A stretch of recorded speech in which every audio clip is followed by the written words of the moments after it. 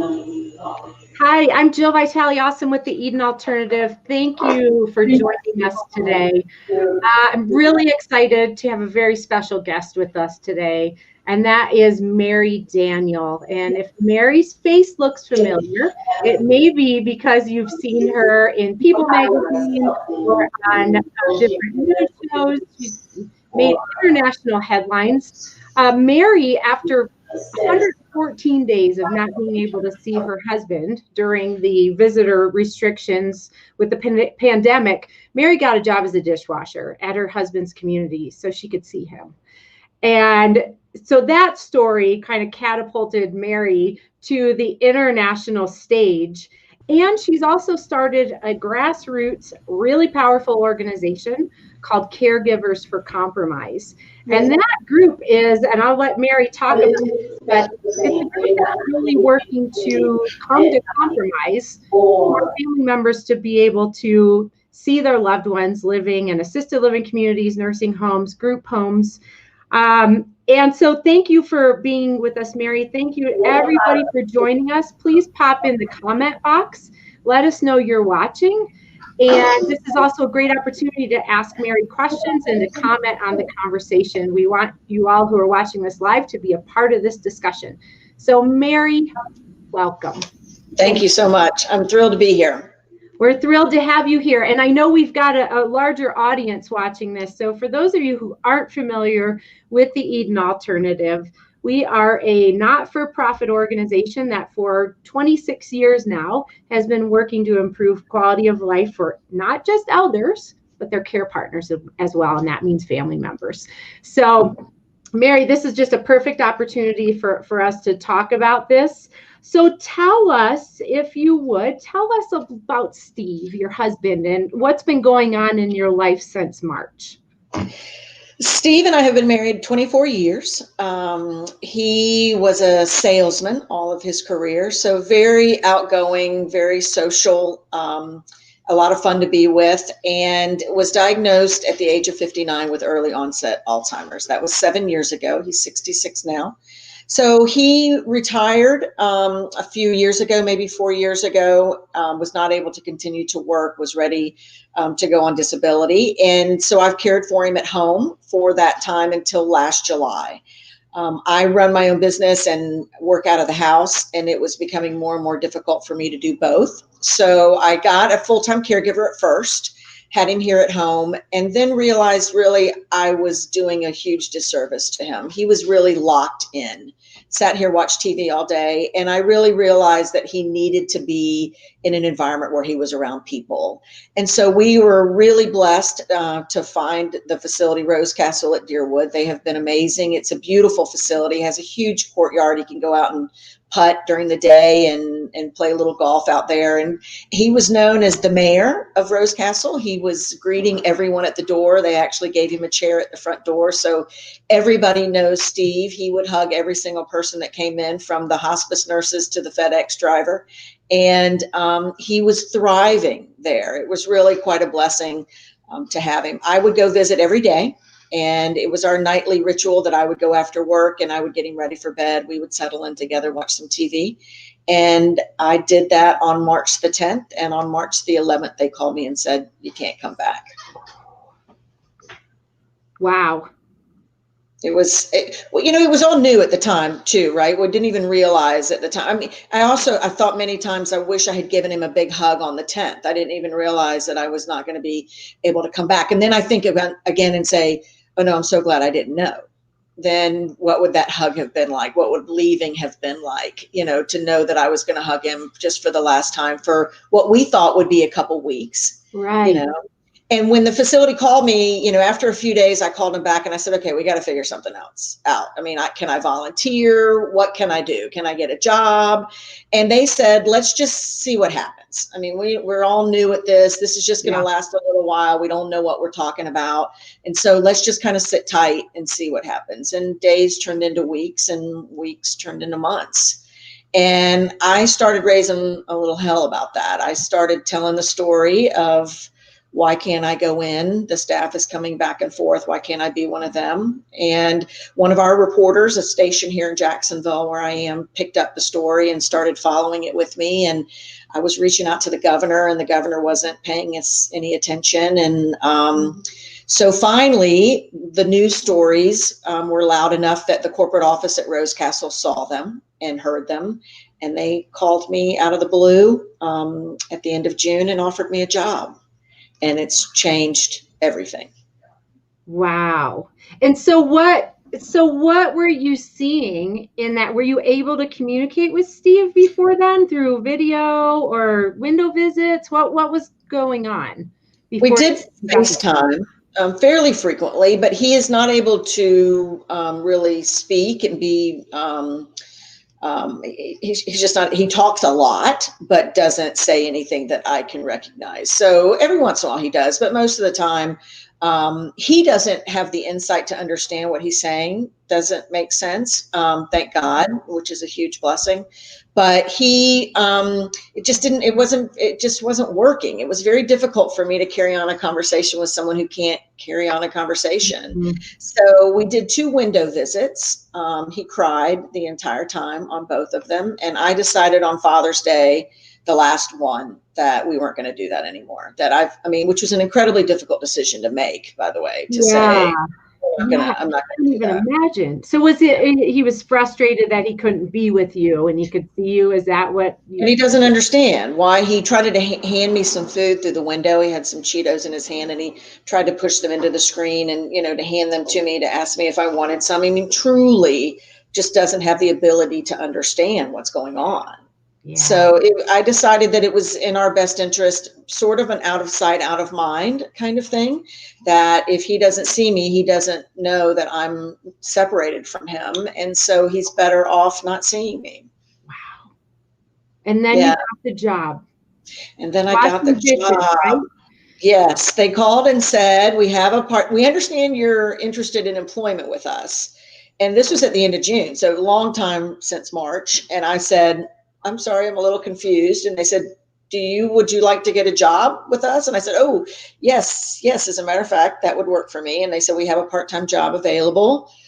It's a dishwasher. And I said, okay, then dishwashing it is. And that's exactly what I do. I go in 2 nights a week and I wash dishes. And then when I'm done, it's 5 to 6:30. I just got my last paycheck. I think it was $47 for my last 2-week paycheck. So I'm not in it for the money, that's for sure. Right.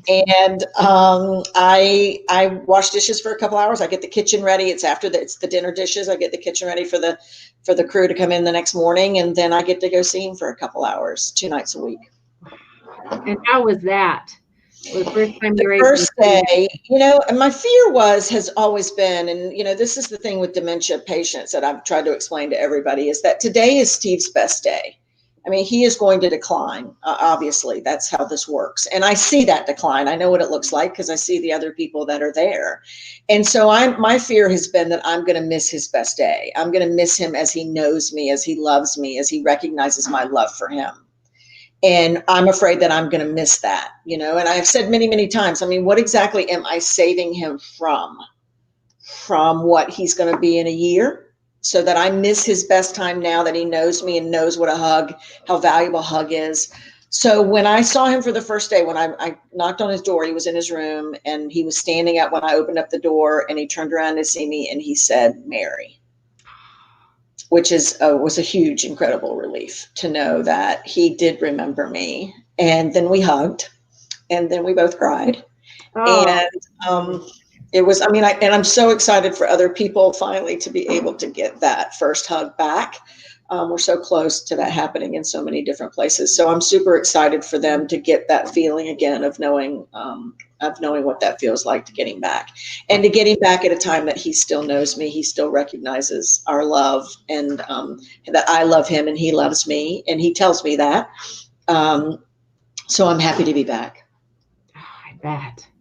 And I feel that I haven't hugged my parents since this started either. And now you're saying that, and it's right. That first hug. Wow. Right. So Mary, one of the things that one of the many things I admire about you is that you're able to see Steve. But you're not just fighting for yourself. Tell us about how Caregivers for Compromise started and what that's all about and what you're doing. Once the news got out of the new job, the story here, the reporter here, Jeannie Blaylock thank God for her for telling my story. When it got out about the job, when the first pictures came out of me, I had the cook take a picture of me in the kitchen, washing dishes. And when that got out, it just truly went viral. So I worked on July the 3rd and the 4th. Took a few days off, and when I came back, I literally took about 3 days off just to go to on a little bit of a small vacation to get away, and I could feel it building. I could see the stories being, making the national news and going places, and so my thought was, what can I do? There's so many people out there. We are finally making noise. Because the biggest frustration was, and I said to everybody at the beginning, my number one goal is to get to the governor. I want to talk to the governor. I want him to hear what these stories look like and hear what's happening, that, there has to be a better way. This is not working for so many people. And so I thought the best thing to do, my partner is Ansley Ward. She and I've worked together. We did a video. She's been a caregiver, works with Teepa Snow, and she's incredible in social media. And she had just done a video of Steve and I on the 10th of March, just to tell our love story, not knowing 2 days later that we would be locked down. Oh, wow. And so Ansley and I started talking. She's here in Jacksonville where I am. And we decided we needed to do a Facebook page. And so we did. We started Caregivers for Compromise, and it started growing. And then we said, okay, now what are we going to do? So the next step was to do individual pages, because the idea was come together as a common voice while we're all writing the governor and we're all writing our representatives. If we can do it together, we can make a bigger, be louder.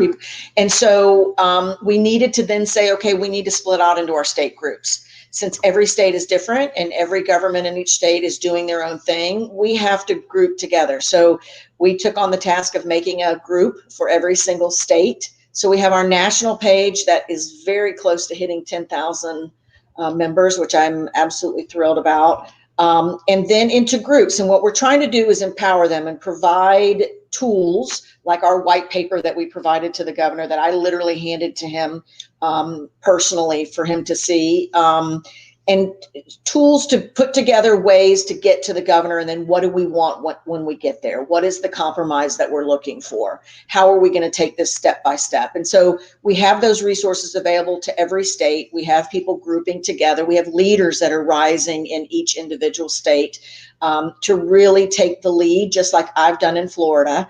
I don't have the energy to do it in every state, but I definitely want to provide a path and a roadmap to show people how to do it in their own state, so that we can all have a place. More than anything, it's also a place for people to tell their story, for other people who know that we're not alone, that you're not doing this by yourself, that we all understand the pain that you're experiencing and the loss that you're experiencing, the grief that we're all experiencing. We all need a place to do that. And certainly the Facebook page has accomplished that. Oh, absolutely. And I'm a member of that. And the stories. Oh no, it's heartbreaking.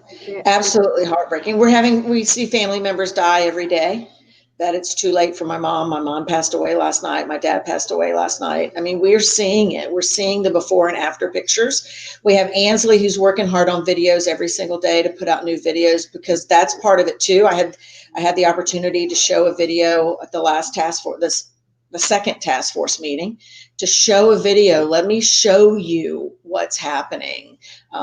Let's see the faces of the people that this is happening to. And let's stop this. There's got to be a better way. Absolutely. And that coming together and that support is so important right now. And, it really highlights one of the very basic premise that we are built on, is that older people and people who need supportive services suffer from loneliness, helplessness, and boredom. And that when the medical model is in charge and that institutional framework is in place, literally people die from those things. And we're seeing that right now with very well-intentioned Absolutely steps that were put in place to keep people safe.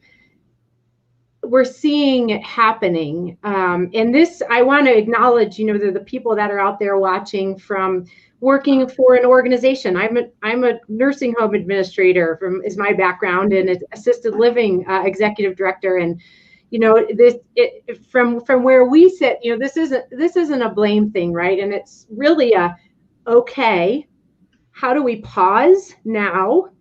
Because this is going to be going on for a long time. This isn't, I thought that too. Oh, mom and dad, I'll see you, in a month or 2 weeks. I thought at the time, how silly was that? Optimistic. But this is going to go on for a long time. And I love that you are looking for compromise.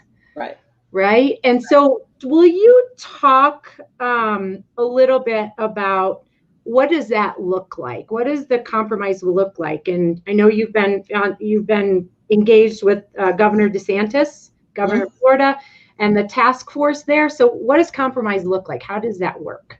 From our perspective, from a caregiver's perspective, compromise means that we understand they're not opening the doors. They're just not going to open the doors and let us in.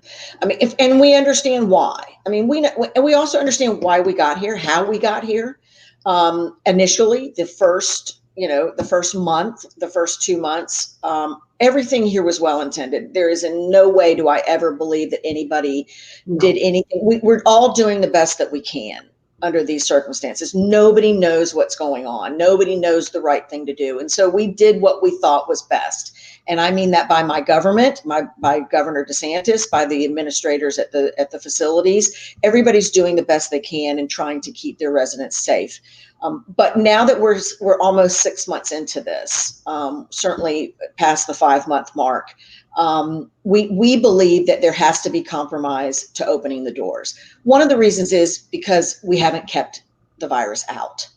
I mean, this is a difficult situation. There are people coming back and forth every single day, and it's of nobody's fault of their own. I mean, there's nobody to blame. It is what it is. And so what we say is, if I can go in and I can touch my husband as a dishwasher, why can't I follow the same rules and touch my husband as his wife? That's a very good question. And that's what we believe is compromise. We'll do whatever you want us to do. We'll wear PPE. We'll get tested. We'll do whatever that you need us to do. But what I have said, and I think and in Florida, we are going to allow this. I don't want to be behind a plexiglass wall. I don't want to be in some stupid shower curtain clear thing that, I put my hands through. I want to touch my husband. The staff touches my husband every single day. I want to hold his hand and I want to give him a hug. There's no reason in the world I can't do that with proper PPE, with proper hand hygiene, with me being tested before I go in, all screened before I go in, all under those circumstances, just like the staff.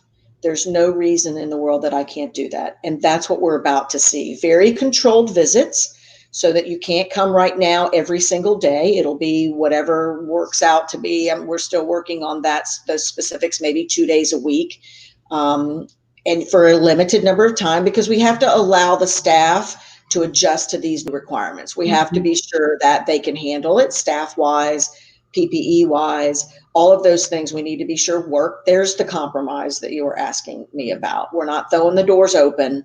But the compromise also means I get to hold my husband's hand. And that's going to be the difference. Maybe at 1 month, maybe at 2 months, maybe at 3 months, I would have compromised with one of those other things, the plexiglass, those kinds of things. Not now. It's 6 months. It's going to be, by the time we're in there, it's going to be 6 months. And these people, they need us to give them a hug. It's not a want. It truly is a need. There's no question about that. Right. Well, yeah. I mean, all the research is out there, right? That we need other human beings and we need human contact in order to be well.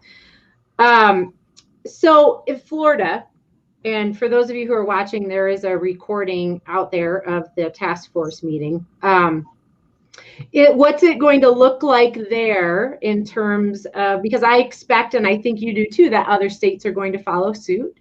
What's that going to look like? Every resident has the opportunity to designate an essential caregiver, or what does that look like?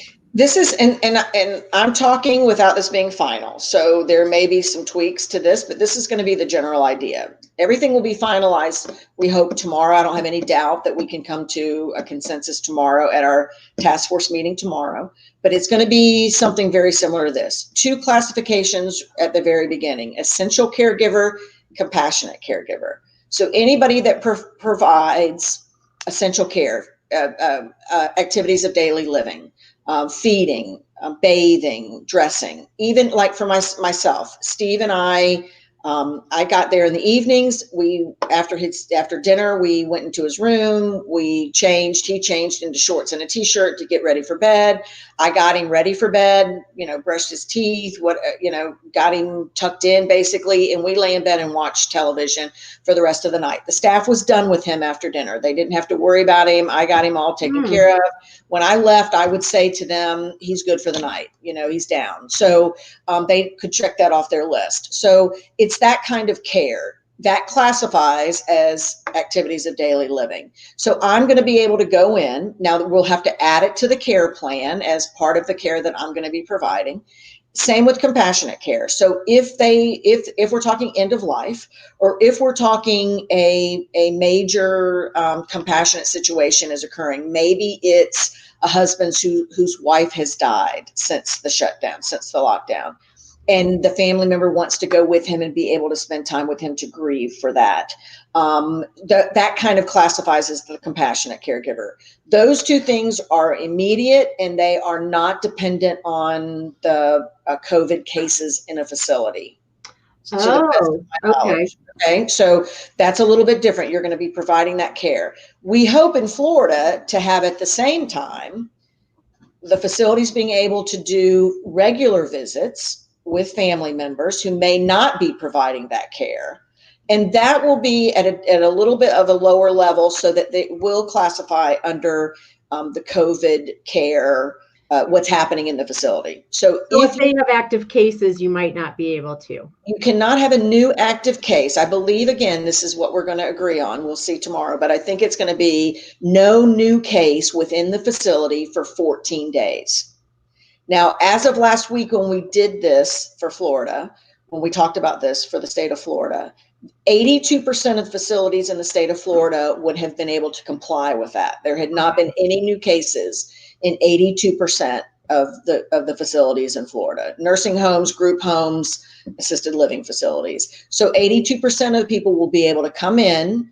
The facility will decide, outdoor, indoor. Part of the talk is because of the heat in Florida. We're concerned a little bit about that. So there may be some indoor space.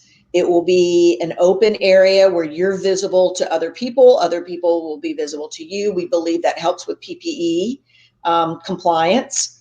And so I'm very much against, and made a point of it at the last task force meeting, I don't need a monitor standing by me. I don't need anybody pointing their finger at me and telling me your mask is dropped down too low on your nose. I have to be responsible for that.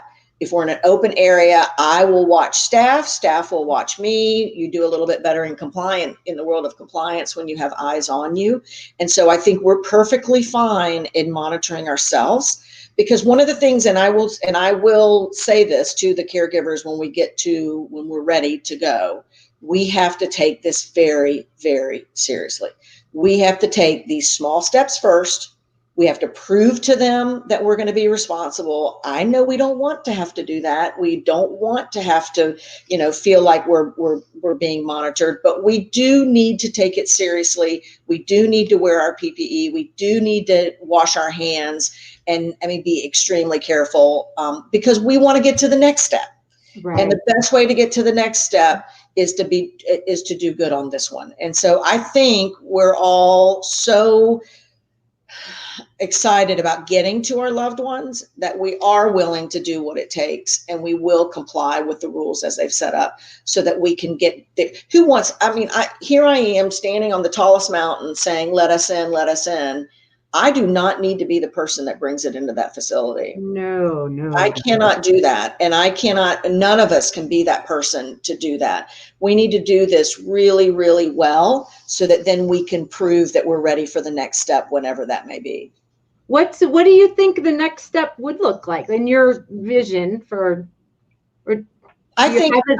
my personal opinion, has nothing to do with the task force. My end game, and I'm continuing on working with this. I've talked to my local U.S. congressman several times. He's actually called me several times to discuss the issues of rapid testing. We have to have improved rapid testing. We have to have more rapid testing.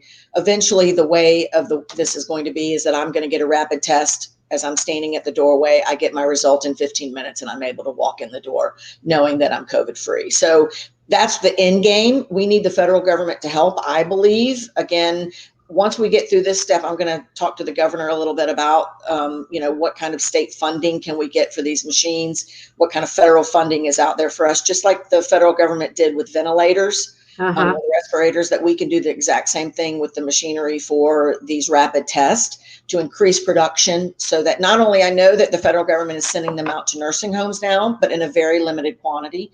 We need to get them, the manufacturers, to pump those up like we've done with other equipment that we've needed, so that we can get one at every door. I think that's our end game. I think that's how we get back to normal. Well, if anyone can make it happen, Mary, I believe it's you.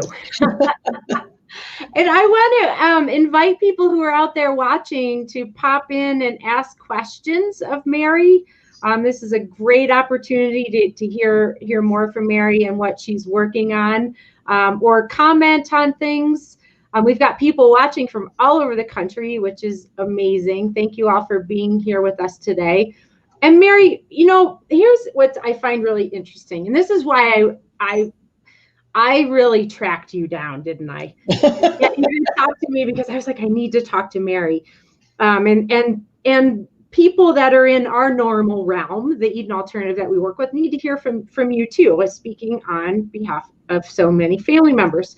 And one of the things that I have found just heartbreaking and fascinating is, I'm a member of some groups on Facebook that are long-term care administrators and other healthcare professionals, and I hear their pain, right? Oh my gosh, I see what this is doing to the residents, the isolation, and all of these things, and so, but it feels to me, and I'm sure in communities it is happening, where there's big collaboration happening with families. But when I read some of the stories on the Caregivers for Compromise site, it feels like some of this is happening parallel, right? And there's frustration from family members with some of the communities and how they are or are not being responded to. How can we, and when I say we, how can we as a field, those of us who work in aging services, who run these communities, how can we do better? How can we collaborate better with families? I think the number one thing that's been missing, what I see is missing, is communication.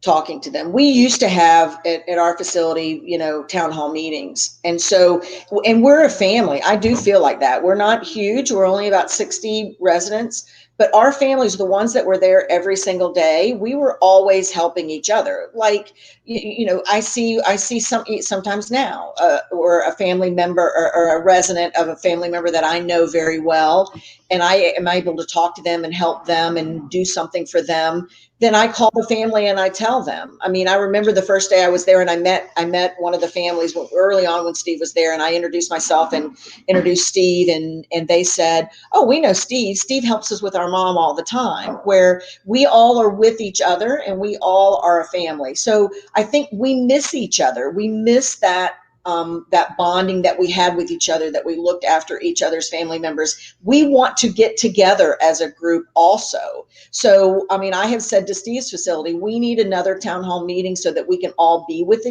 each other, that we all can see each other again and start to feel like we're that family again. We've missed that with each other.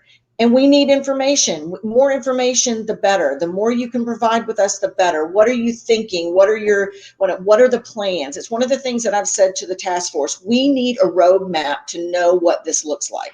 We have been helpless. We have been hopeless for so long that we need somebody to show us the way. And I think this is a perfect opportunity for the facilities and for the corporations out there to do that. Tell me what this is going to look like for me. And you need to be getting ready now, because when it happens, if the governor says at the end of this week, let's change the emergency order, let's put this into place, please don't make me wait for you guys to get it together. So I need you to have it together right now. What is it going to look like? What are the steps we're going to have to take? Because I want to be, and I said this to Steve's facility, I want to be here with you with a company that is being proactive to get me back in. I don't want this to happen and them say, okay, it's a go. The order's been released, the new order's been released, and you say, oh, sorry, we're not going to be ready for a couple weeks. Yeah. That would be really, really heartbreaking, right? Yeah. We're so excited. So help us, come to us, talk to us. Let's talk about what that plan is going to look like. Are there papers that I need to be filling out now? Do we need to be changing care plans now? What does that look like? And I think that collaboration is going to build trust again with your residents, because the truth of the matter is we don't have anybody to get mad at with them. Well, we're mad at our governor. We're mad at we're mad at our government for shutting everything down, whether we believe one way or the other. But sometimes the facilities have been our focus because they're the ones telling us no. Yeah. No, you can't do that. No, I can't schedule it then. That's not allowed, And so for us, that's been the main focus in our life, has been this one person who's telling me no. And I need you to tell me yes. I need you to come with me and tell me yes. And let's build that collaboration back together, and everything's going to be just fine. And that's really where some of that creativity can come from, because this is unprecedented. Right. And it's so complex. And so to engage family members and elders and team members in discussions about this is really hard.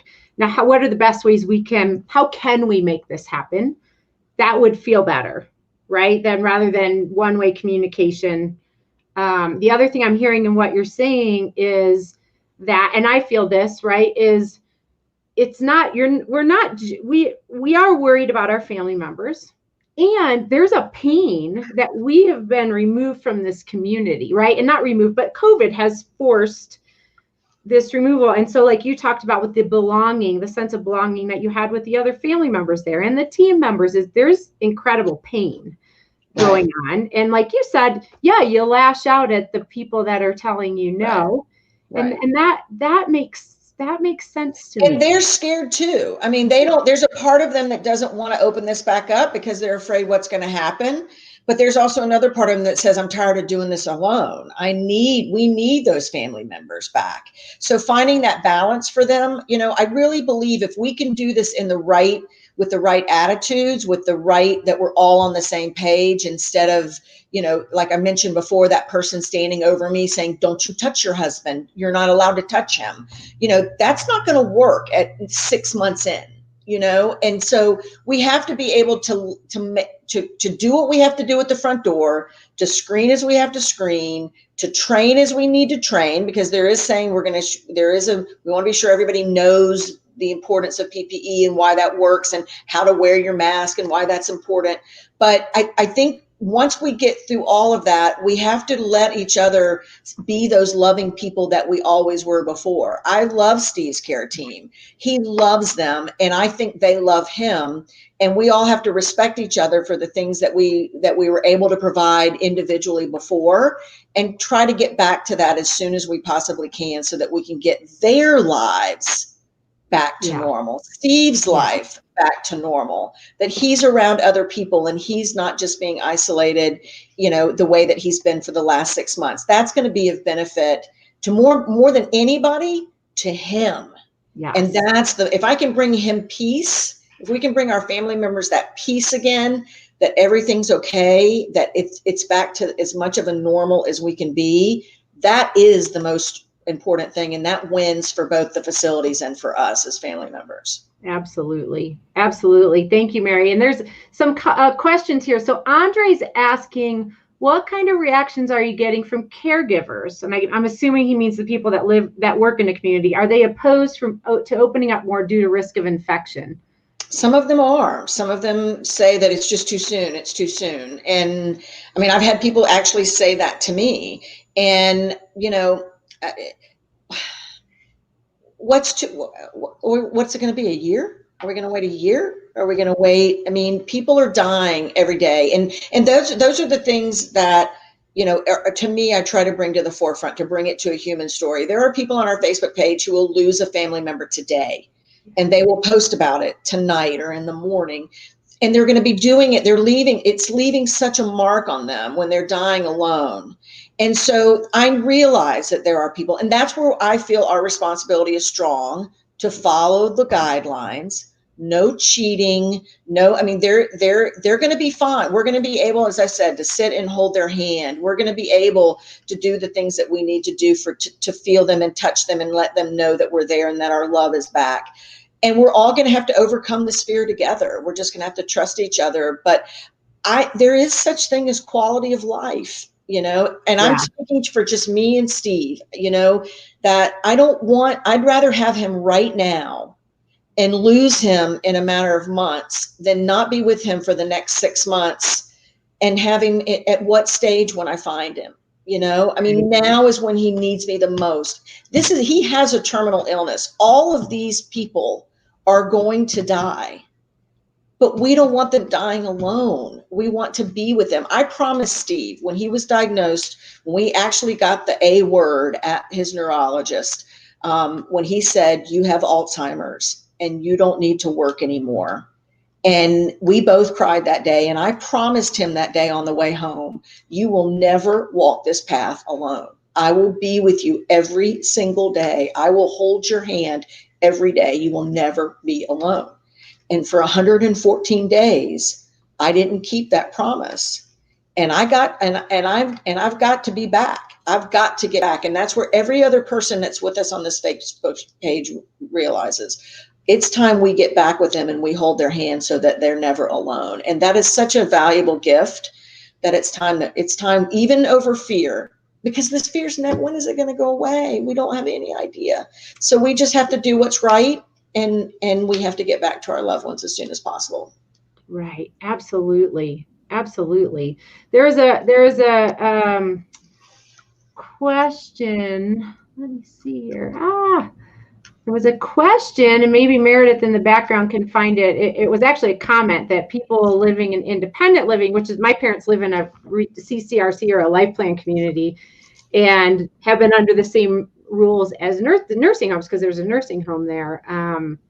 And just, they can't even go out and go drive places. And the one thing I would just say, and this really speaks to, I think, engaging people in solutions. Thank you. It was Linda Leitner who brought this up, is things shifted with my parents when residents were involved in the decision-making about what do we do next. When it was just here, and I am not blaming the organization when this all first started happening. I mean, you had to act fast and nobody really knew what the right answer was. So you had to do things quickly. But when it feels like there are just top-down rules for family members and for elders, and you don't have any say in it, even if you come up with the same solution, it feels different. Right. 100%. 100%. It's so important. It's awfully hard to be told, no, you can't do that. No, you can't bring them food. No, you can't bring them anything. No, you cannot do that. And that's what we have been, and that's what's causing the levels to increase. I've said all along, for us, this has been grief. And it's not the same. It's not normal grief, right? I know I'm going to lose Steve, like I was just talking about. I know that that's going to happen. This was a different grief. I had lost him but he was 5 miles away. Yeah. I still had to worry about him. It wasn't grieving because I had lost him only and I had to figure out how to get on with my life. It was grief because I had to worry about him. Is he okay? Is he sitting in his room all by himself, staring at a wall all day long? What is he doing? What does he think about me? Where does he think that I am? It's a grief. And that grief, that sadness, that hopelessness, that helplessness, nobody's listening to me. The governor's not returning my, any of my emails. No one's calling me back. What do I have to do? Do we march? Do we protest? What do I just, run in and throw the doors open and go hug him? All of these things you see on the Facebook page, because people are absolutely helpless and don't know what to do. And so finally, we have some hope that we're going to get back to them, because what's happened is all of those emotions that I just described are now turning to anger. Yeah. People are getting mad. Nobody's listening to me. And that's a really, really dangerous, helpless place to be, right? So that's one of the beauties of the Facebook page is I talk a lot about, we have 2 rules on the Facebook page. Be kind is number 1, and no politics. This is not about politics. This is when I go to when I say let's write the White House, I'm writing the President of the United States. I'm not writing whoever is sitting there. The same for the governor. We need to show, one of the hardest parts for me was at the very beginning, I kept turning on the television thinking, okay, well, I need a solution. Let's get a solution. We need to find a solution. We all need to come together. We're going to find a solution. I'm going to get back to him. This is going to stop. I can get back to him. And I never found that. And in fact, I found the opposite. I found, yelling and screaming and arguing and pointing fingers, and everybody's smarter than everybody else. And it made it even worse. It made it, to me, the hopelessness of we're never going to get out of here because everybody's arguing with each other and pointing fingers at each other. That's not what our group is about. We are showing that regardless of what our political persuasion is and where we come from in that spectrum, we need to figure out ways that we can come together and we can fix this together. And that's really, really important to me. And it's really has worked very, very well in our group. There's been a couple things I probably have taken down literally 5 posts. Wow. That's amazing with that many members. It really is. And it's one of the things that's reassuring to us. Kindness first, and then let's work on solution. This is not about moaning and groaning, and it's tell your story. We want to hear your story and we want to share in your story, but don't be, complaining about one person over another person. Let's talk about solutions. What are we going to do to fix this in our own particular state? And that's been one of the most empowering things, I think, for a lot of people, is to turn that dynamic from complaining and feeling hopeless to let's all work together and let's try to find an answer here. Yeah. Grassroots advocacy, right? And driving change. I'm sitting on the task force with the head of ACA, with the Surgeon General, with the head of the Elder Affairs Department. I'm one of these 6 people that gets to sit there and tell them what we believe and what we think and what we want and what we don't like, and I'm pretty, there are times where I've actually thought to myself, oh my gosh, I'm going to have to say something. I'm going to have to respond to that because I've got all of these people behind me, hundreds of thousands of people that are expecting me to express what they're feeling right now. Yeah. And it's my job to do it in a very respectful way, but I have to say, yeah, no, that doesn't work for us. And we're tired of hearing that. And it's worked really, really well. I'm proud to be in this group that is really compromising on all ends to get back to so we can get back to our family members. That's awesome. And I would, love to see with all that happening, how at a community level can an organization, like if I was still a nursing home administrator, I like to think I would be working with the family members and again, I know the really complex situation and how hard this is to be running a community right now, but hey, we both want the same thing. Let's work together. Let's contact the governor. And then you have the provider working with families. And we talk, and Laura Beck brought this up in a comment. Laura works on our Eden Alternative team. that no matter what the issue is, building strong care partnerships with family members is a powerful way to leverage social capital. And that's the term we use. We don't use the term caregiver and care receiver. It's a care partner team. And that includes paid care partners.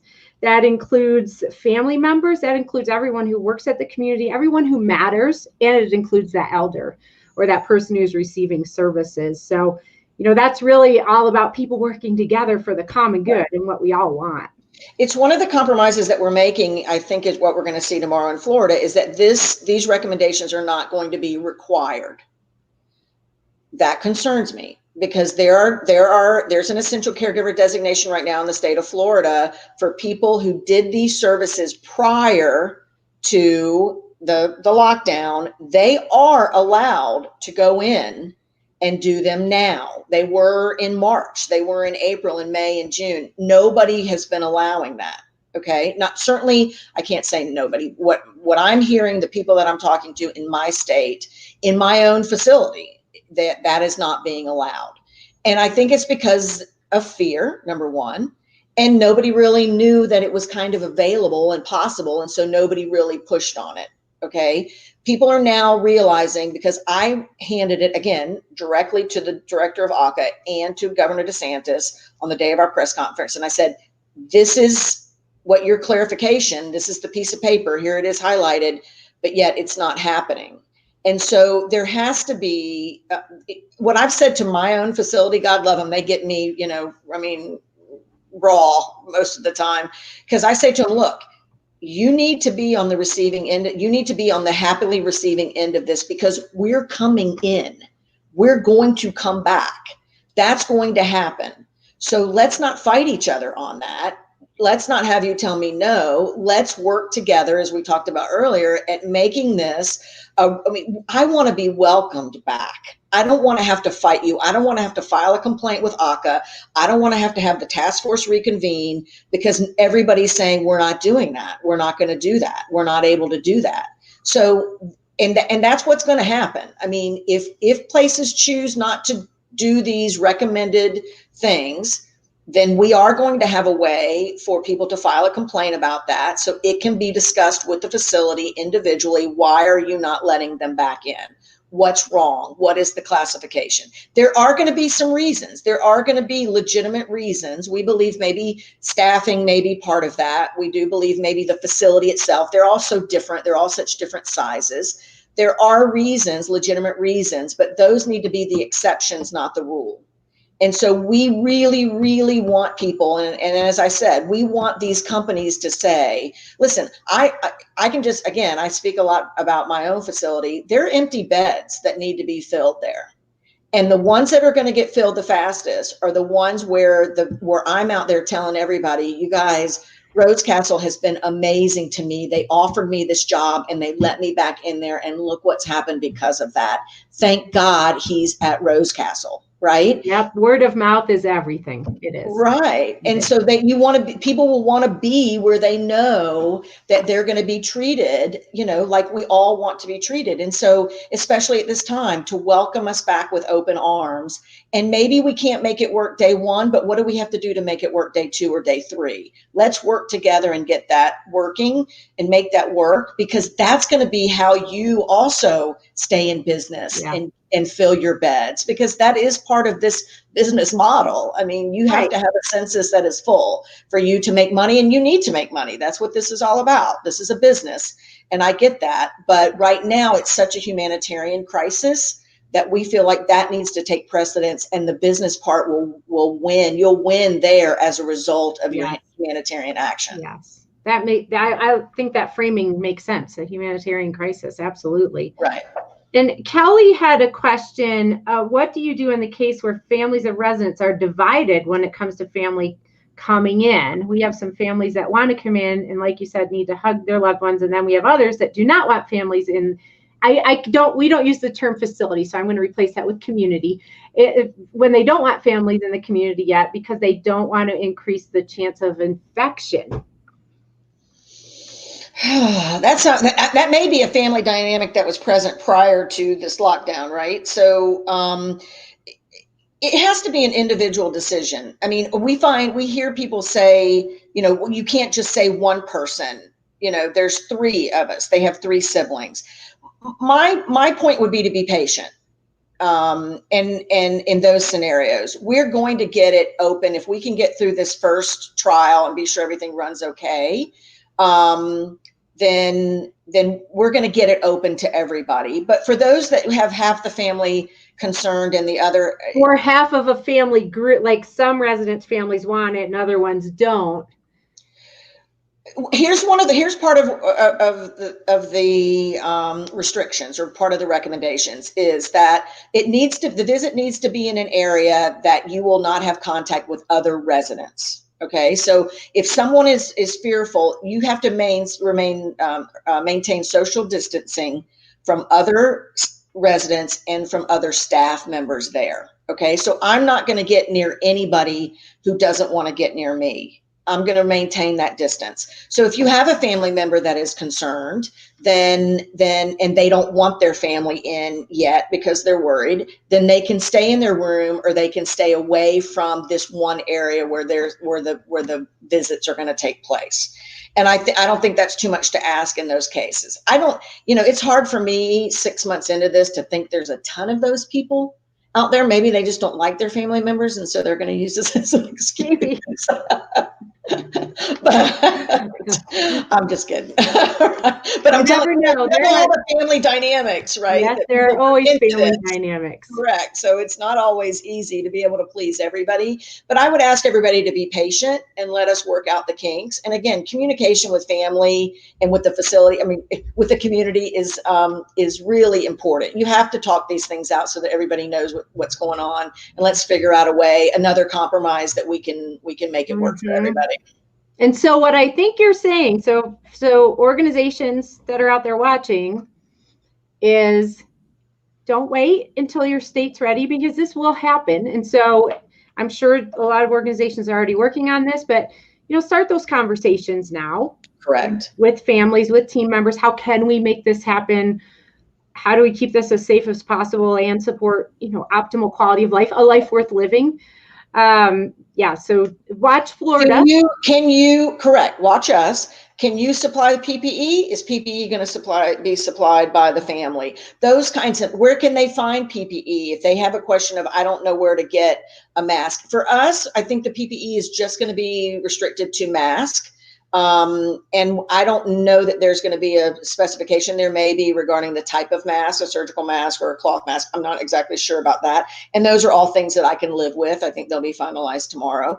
But those kinds of questions of where would you put them? Where would the visits be? How would you structure them? What's going to work with your staff to have, if you have an area that you can identify that would work, that can be cleaned if you want to? Is there a better place outside that has some ventilation that I like the ideas of outside visits too, because you're in an open air and you're not in a confined area, and that may make people more comfortable, and what kind of testing, I actually go and get tested every Thursday at a doctor's office. Happens to be my brother-in-law's practice. So his staff is testing me a rapid test every Thursday before I drive over there.